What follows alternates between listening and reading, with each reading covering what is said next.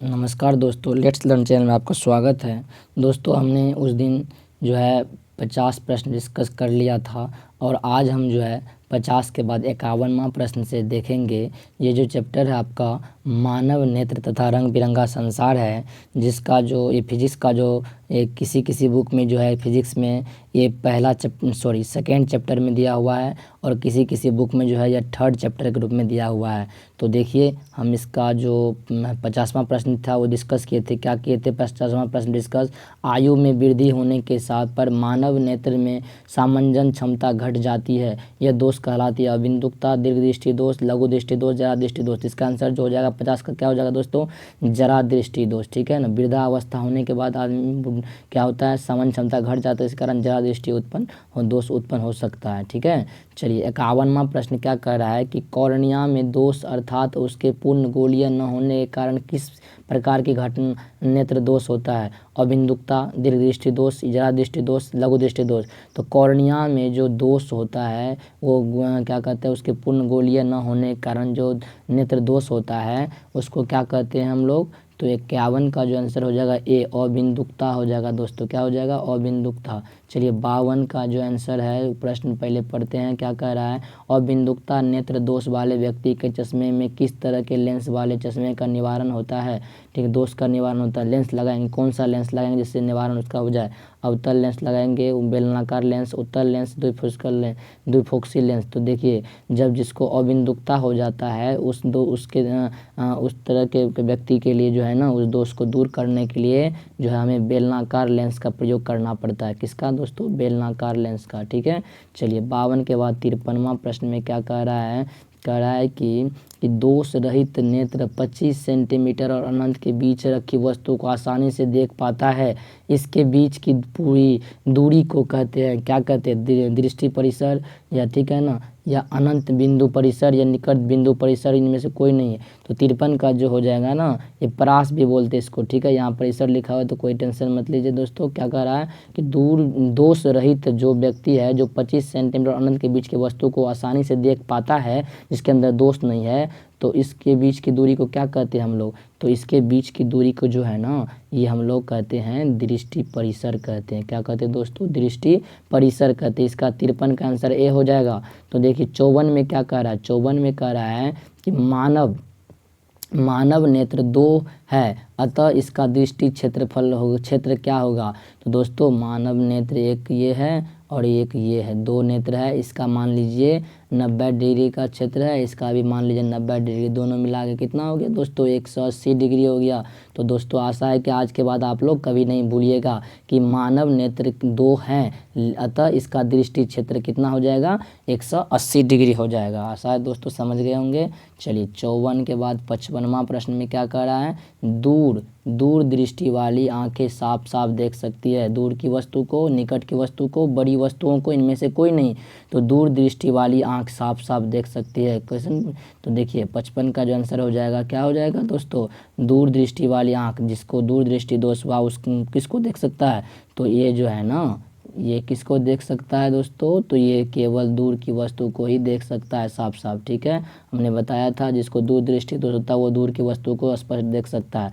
चलिए 56वां प्रश्न में कह रहा है कि दीर्घ दृष्टि दोष होने का क्या कारण है? हमने बताया था निकट दृष्टि दोष का क्या होने का कारण था।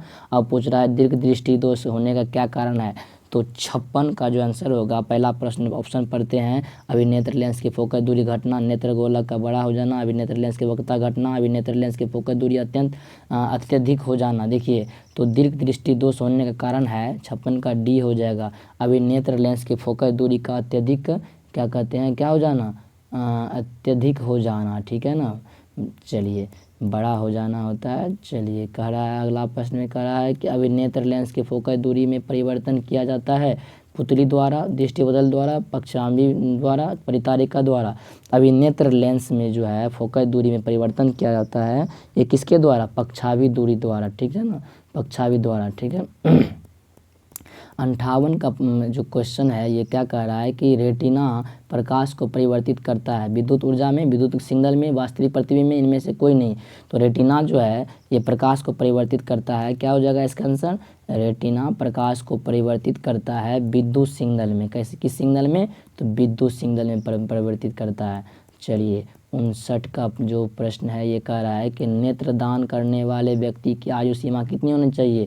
तो देखिए नेत्रदान करने वाले व्यक्ति की आयु सीमा ऑप्शन में 10 वर्ष, 25 वर्ष, 60 वर्ष, इनमें से सभी। तो देखिए दोस्तों नेत्रदान वाले व्यक्ति की जो उम्र सीमा जो है ये इसका आंसर हो जाएगा आपको डी, इनमें से सभी हो जाएगा, ठीक है ना। 10 वाले वर्ष के व्यक्ति भी नेत्रदान कर सकता है, 25 वर्ष के व्यक्ति भी, ठीक है ना, 60 वर्ष का भी, और इनमें से तो इसीलिए क्या हो जाएगा, इनमें से सभी हो जाएगा, ठीक है। चलिए इसका कोई उम्र सीमा नहीं है, ठीक है ना, जिसको मन वो दान कर सकता है। 59 के बाद जो है इस 60 में क्या कह रहा है? मृत्यु के पश्चात कितने घंटे के अंदर नेत्र निकाल लेना चाहिए? देखिए मृत्यु के पहले जो है पश्चात कितने घंटे के अंदर जो है नेत्र निकाल लेना चाहिए? मृत्यु होने के पश्चात जो है कितने घंटे? 2 से 3 घंटा के भीतर, 4 से 6 घंटा के भीतर, 8 से 10 घंटा के भीतर, 10 से 12 घंटा के भीतर। तो ठीक है ना, तो इसका आंसर हो जाएगा 4 से 6 घंटा के भीतर जो है मृत्यु होने के पश्चात जो है नेत्र को क्या करना चाहिए? निकाल लेना चाहिए। नहीं तो 4 से 6 घंटा हो ज़्यादा हो गया 6 से, तो समझिए वो नेत्र कोई काम का नहीं है, ठीक है। 60 के बाद 61वां प्रश्न में क्या कह रहा है? इनमें से कौन व्यक्ति, क्या कह रहा है ऑप्शन में, इनमें से कौन व्यक्ति नेत्रदान कर सकता है? तो संक्रामक रोग से पीड़ित, मधुमेह रोग से पीड़ित, इनमें से दमे के रोग से पीड़ित, बी और सी दोनों। देखिए तो जो व्यक्ति इनमें से कह रहा है कौन व्यक्ति नेत्रदान कर सकता है, तो देखिए अगर मान लीजिए उसको संक्रामक रोग है तब तो वो नेत्रदान नहीं करे तो ही ठीक है, ठीक है। मधुमेह का रोगी है या दमे की रोगी है तो उससे कोई फर्क नहीं पड़ेगा नेत्रदान से, यानी कि इसका आंसर क्या हो जाएगा? क्या बताइए, इसका आंसर डी हो जाएगा, ठीक है। तो आपका जो 61 का आंसर हो जाएगा, क्या हो जाएगा दोस्तों? डी। तो ये जो है मधुमेह है या दमा है तो इससे कोई फ़र्क नहीं पड़ेगा, लेकिन कोई संक्रामक रोग है इससे फ़र्क पड़ेगा, तो इसका आंसर डी हो जाएगा, ठीक है। तो जो है जो व्यक्ति नेत्रदान वो व्यक्ति कर सकता है जिसके मधुमेह रोगी है या दमे का रोगी है तो कर सकता है, ठीक है, कोई दिक्कत नहीं इसके लिए। चलिए 62 के में कह रहा है कि कौन सा रंग जिसका खतरे का सिग्नल में उपयोग होता है? नीला रंग, बैंगनी रंग, लाल रंग, पीला रंग। दोस्तों आशा है कि आप लोग ये प्रश्न को बहुत जल्दी ही जवाब दे दीजिए। बताइए क्या होगा इसका आंसर? 62 का जो है सी। तो क्या हो जाएगा, कौन सा रंग खतरे के सिग्नल में उपयोग होता है? तो लाल रंग का उपयोग किया जाता है। 63 में चलिए क्या कह रहा है? 63 में कह रहा है कि श्वेत प्रकाश जब प्रिज्म से होकर गुजरता है तो जो रंग सबसे अधिक विचलित होता है वह है लाल, पीला, बैंगनी, नीला। श्वेत प्रकाश जब प्रिज्म से होकर गुजरता है तो सबसे अधिक विचलित कौन होता है? बताइए तो सबसे अधिक विचलित जो होता है वो कौन होता है? बताइए जल्दी से। वो बैंगनी होता है। क्या हो जाएगा आंसर? सी हो जाएगा। बैंगनी इस नीचे में रहता है, लाल ऊपर में रहता है, ठीक है दोस्तों। इससे पहले भी ये प्रश्न आ चुका था तो इसका आंसर हो जाएगा 63 का सी।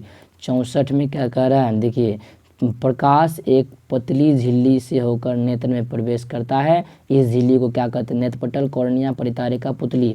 तो प्रकाश जो है जिस झिल्ली से हमारे नेत्र में प्रवेश करती है उसे कहते हैं कॉर्निया कहते हैं दोस्तों। क्या कहते हैं? कॉर्निया, ठीक है दोस्तों। बार बार बोल रहे हैं कि जब आँख नेत्रदान किया जाता है, नेत्रदान में आँख निकाल के दान नहीं किया जाता है, नेत्रदान में केवल क्या किया जाता है? कॉर्निया दान किया जाता है। क्या किया दोस्तों? कॉर्निया का दान होता है, ठीक है। चलिए प्रिज्म से होकर के सूर्य का श्वेत प्रकाश गुजरने पर श्वेत प्रकाश 7 रंगों में विच्छेद हो जाता है। इनमें लाल रंग प्रकाश का विचलन बैंगनी से प्रकाश से कम होता है, हरे के प्रकाश से कम होता है, आसमानी से कम होता है, सभी रंगों से कम होता है। देखिए जिस प्रकाश के रंग जिसका तरंग दैर्घ्य ज़्यादा होगा उसका विचलन कम होगा, और जिसका तरंग दैर्घ्य कम होगा उसका विचलन क्या होगा? ज़्यादा होगा। तो यहाँ पे कह रहा है कि प्रिज्म से होकर के जब सूर्य का श्वेत प्रकाश गुजरता है तो श्वेत प्रकाश 7 रंगों में विक्षेपित हो जाता है, विभक्त हो जाता है। तो इनमें लाल रंग का प्रकाश का विचलन क्या होता है? तो 65 का डी हो जाएगा, सभी रंगों से कम होता है। लाल रंग सबसे कम विचलित होता है, ठीक है ना। और सबसे ज़्यादा विचलित कौन होता है दोस्तों? तो वो होता है बैंगनी रंग। आशा है कि समझ गए होंगे। चूजे के दृष्टिपटल में कौन सी कोशिकाएं नहीं होती है? लाका कोशिका, शंकु कोशिका, ऊपर दिए गए दोनों, इनमें से कोई नहीं। तो देखिए 66 का जो आंसर हो जाएगा बी, शंकु कोशिकाएं चूजे के दृष्टिपटल में जो है नहीं पाई जाती है, ठीक है। चलिए 67 में क्या कह रहा है? सूर्योदय और सूर्यास्त के समय जो है सूर्य का गोला दिखता है, सूर्य का गोला दिखता है कैसा, गोलाकार, अंडाकार, चपटा या घनाकार। तो सूर्योदय या सूर्यास्त होता है तो सूर्य का जो गोला दिखता है कैसा दिखता है, तो ये जो है ना चपटा हुआ दिखेगा आपको दोस्तों, ठीक है। आशा है समझ गए होंगे। 67 के बाद 68 में क्या कह रहा है, कांच का आवर्तन किस वर्ण के अधिकतम होता है, कांच का आवर्तनांक किस वर्ण के लिए अधिकतम होता है, लाल, पीला, बैंगनी, आसमानी। तो कांच का जो आवर्तनांक है ये किसके लिए अधिकतम होता है, तो 68 का आंसर हो जाएगा सी, बैंगनी के लिए क्या होता है, अधिकतम होता है, ठीक है। चलिए क्या कहता है 69 का है, लाल गुलाब को हरे प्रकाश में देखा जाए तो यह कैसा होता है। तो दोस्तों लाल और क्या कहते हैं, लाल और क्या कहते हैं हरा को जब मिला दीजिएगा तो पीला, बैंगनी, काला या नीला हो जाएगा। बताइए तो क्या होगा, तो वो जो है ना काला बन जाएगा। क्या बन जाएगा दोस्तों, काला बन जाएगा। क्या होगा, सी आंसर हो जाएगा। 69 के बाद 70 में चलिए, प्रकाश का प्राथमिक वर्णक है कौन है, प्रकाश का जो प्राथमिक वर्णक है कौन है। 70 का क्या हो जाएगा ऑप्शन, लाल, नीला, हरा, तीनों।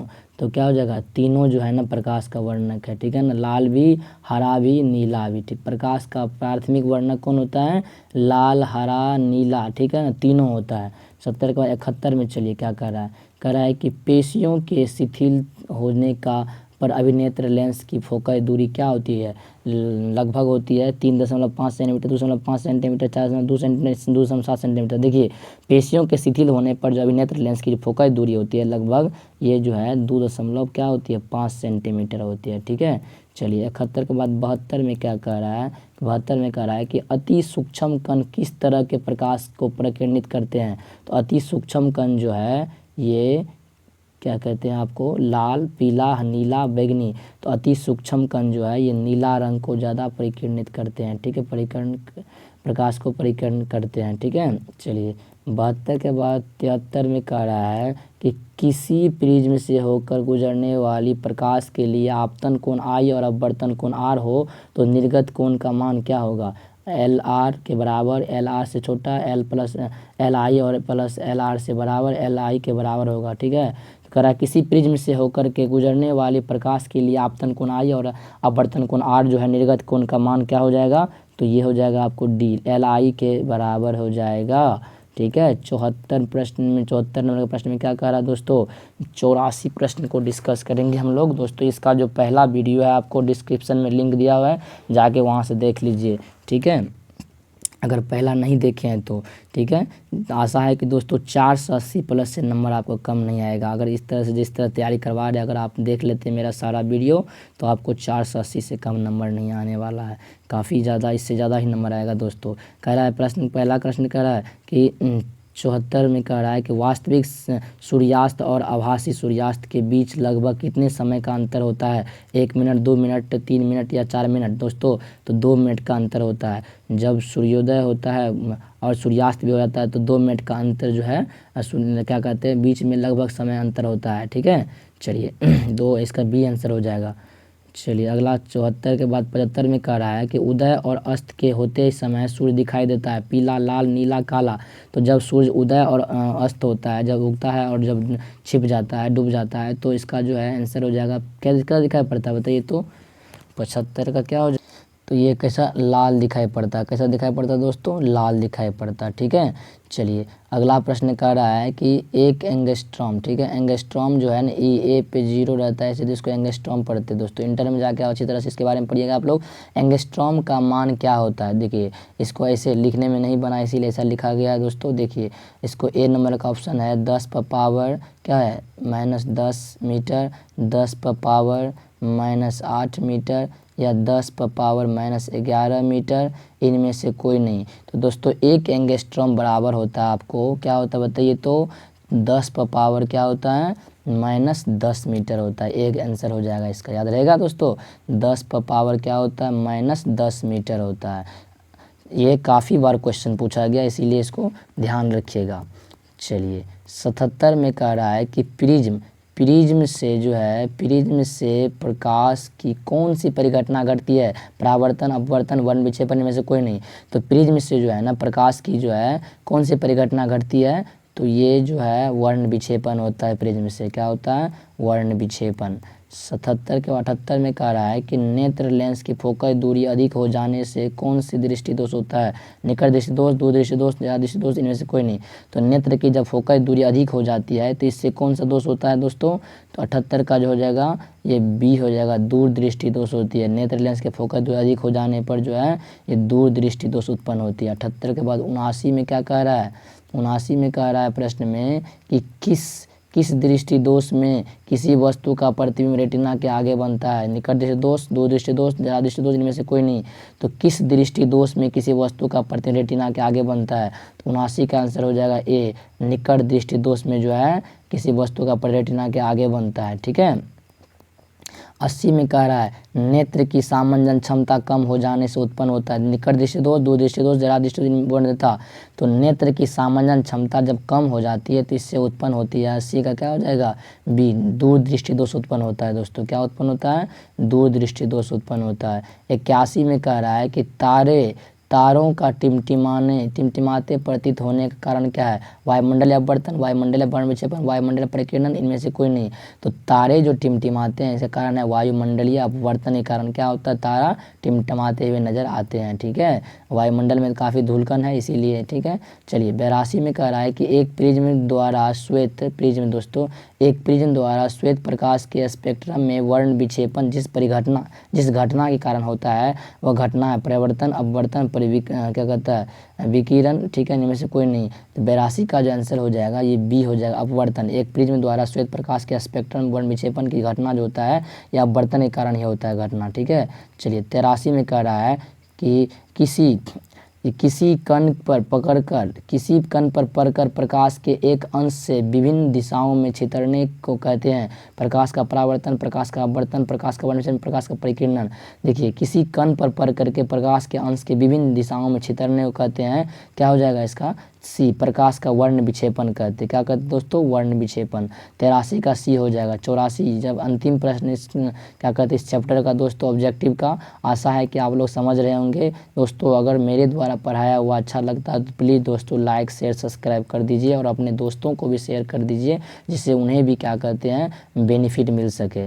दोस्तों इस चैप्टर का जो PDF है इसका हम डिस्क्रिप्शन में टेलीग्राम का लिंक दी है, वहाँ से जुड़ जाइए। काफ़ी बच्चा जुड़ा हुआ है और वहाँ जा कर के आप जो है इसका जो PDF है वो प्राप्त कर सकते हैं।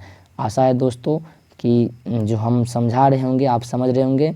84 का प्रश्न देखिए, अंतिम प्रश्न कह रहा है कि सूर्योदय और सूर्यास्त के समय सूर्य लाल दिखाई पड़ता है क्योंकि वायुमंडल का कण, ठीक है, लाल रंग को बहुत अधिक प्रकीर्णित करता है, नारंगी रंग को बहुत अधिक प्रकीर्णित करता है, नीले रंग को बहुत अधिक प्रकीर्णित करता है, पीले रंग को बहुत कम प्रकीर्णित करता है। तो सूर्योदय और सूर्यास्त के समय जो है सूर्य जो है कैसा दिखाई पड़ता है? ये लाल दिखाई पड़ता है। क्योंकि जो है इसका जो आंसर हो जाएगा सी, नीले रंग को बहुत अधिक परिकीर्णित करता है, इसीलिए सूर्यास्त और क्या कहते हैं सूर्योदय और सूर्यास्त के समय जो है लाल दिखाई पड़ता है। ये वायुमंडल में जो है नीले रंग बहुत अधिक परिकीर्णित कर देता है वो। ठीक है। 84 का सी हो जाएगा आंसर दोस्तों। ठीक है। आशा है दोस्तों कि आप लोग समझ गए होंगे। प्लीज़ दोस्तों लाइक कर दीजिए दोस्तों और क्या कहते हैं अपने दोस्तों में शेयर भी कर दीजिए, सब्सक्राइब भी कर दीजिए। धन्यवाद दोस्तों।